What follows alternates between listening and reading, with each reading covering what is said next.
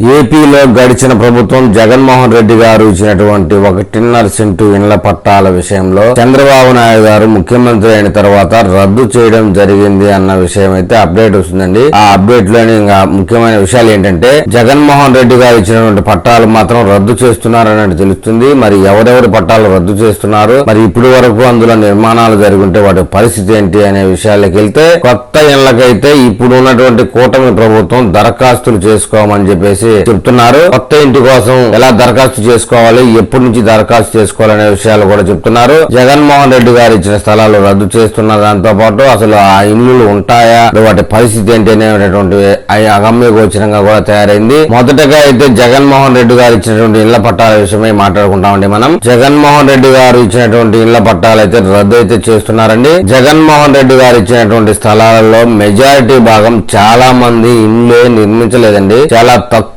భాగమే ఇల్లు నిర్మించారు. పట్టాలైతే లక్షల్లో తీసుకున్నారు కానీ నిర్మాణాలు అయితే చాలా వరకు చేయలేదు. మెజారిటీ భాగం ఎవరైతే పట్టా తీసుకొని ఇంటి నిర్మాణానికి అసలు పూనుకోలేదో, ఒక్క బిల్లు కూడా పాస్ కాకుండా ఓన్లీ స్థలం వరకే అలాగే ఉంచుకున్నారో వారి పట్టాలన్నీ రద్దయినట్టుగా అఫీషియల్ గా సమాచారం అందుతుందండి. ఇంటి నిర్మాణం జరిగి ఏదో కొంతవరకు ఏదో బేస్మెంట్ గానీ గోడలు గానీ స్లాబ్ వరకు పడిన వాటిని మటుకు రద్దు చేయరు, వాటిని కంటిన్యూ చేస్తారన్నట్టు సమాచారం. ఎవరైతే ఇల్లు కట్టకుండా అసలు ఒక్క బిల్లు కూడా పెట్టుకోకుండా బ్యాంక్ లో ఒక బిల్లు కూడా పడకుండా పేమెంట్ ఉన్న వాళ్ళ పట్టాలు మాత్రం అన్ని రద్దయినట్టుగానే భావించాలి. ఇప్పుడు రద్దయిపోయాయని భయపడాల్సిన అవసరం లేదండి. 1.5 సెంటు బదులు 2 సెంటుగా కలిపి ఇవ్వడానికి ప్రభుత్వం ఆలోచన చేస్తున్నట్టు గృహ నిర్మాణ శాఖ మంత్రి అఫీషియల్ గా తెలిపారు.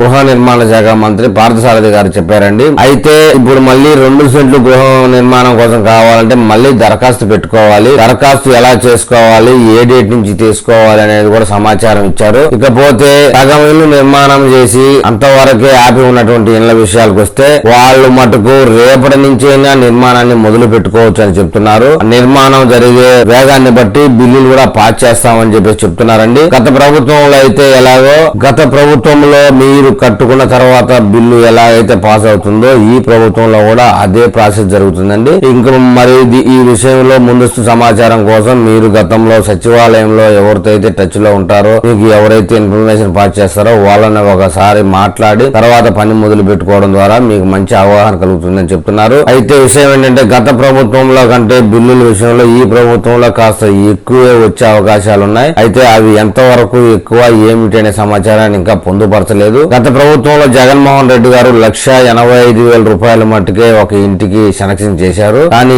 ఈ ప్రభుత్వం అలా కాదండి. ఇప్పుడు ఆ అమౌంట్ కంటే కొంత భాగం పెంచే ఇస్తామని చెప్తున్నారు. కానీ అది ఎంతవరకు పెంచుతారనేది రాబోయే విధి విధానాల్లో పొందుపరుస్తామని చెప్తున్నారు. ఇక అసలు విషయం చెప్పుకోదలిస్తే నిర్మాణం మొదలు పెట్టిన వారికి రద్దు చేసే అవకాశమే లేదండి. పట్టాలు అసలు నిర్మాణమే మొదలు పెట్టకుండా బిల్లు కోసమే అప్లికేషన్ పెట్టుకోకుండా ఉన్న వాళ్ళ పట్టాలన్నీ రద్దు అవుతాయి. అయితే ఈ విషయంలో కూడా ఒక శుభవార్త చెప్పుకోవాలి. నిర్మాణం మొదలు పెట్టిన వాళ్ళకి 2 సెంట్ల స్థలాన్ని పొందే అవకాశం ఉందండి. ఇది కూడా ఒక విధంగా శుభసూచకమేనని చెప్పాలి. నిర్మాణం చేసిన వాళ్ళ మటుకు 1.5 సెంటు వరకే వాళ్ళకి హక్కు ఉంటుంది. ఇప్పుడు మళ్ళీ కొత్తగా అప్లికేషన్ పెట్టుకునే వాళ్ళకి 2 సెంట్ల స్థలంతో పాటు దాదాపు 5 లక్షల రూపాయలు ఖరీదయ్యేటువంటి ఇంటికి బిల్లులు పాస్ చేసేటటువంటి అవకాశం కనబడుతుంది. ఒక విధంగా ఆలోచన చేస్తే కూటమి ప్రభుత్వం గుడ్ న్యూస్ చెప్పిందండి. ఇంటి నిర్మాణం చేసిన వాళ్ళకి పట్టాలు రద్దు చేయడం, ఇంటి నిర్మాణం చేయని వాళ్ళకి మటుకు 2 సెంట్ల స్థలంలో అధిక బడ్జెట్ అంటే జగన్మోహన్ రెడ్డి ఇచ్చినటువంటి 1,85,000 రూపాయల బడ్జెట్ మించి మినిమం 5 లక్షల రూపాయల వరకు ఇంటి నిర్మాణం కోసం ఇస్తామనేది ఒక పెద్ద గుడ్ న్యూస్ గానే భావించాలి. ఇక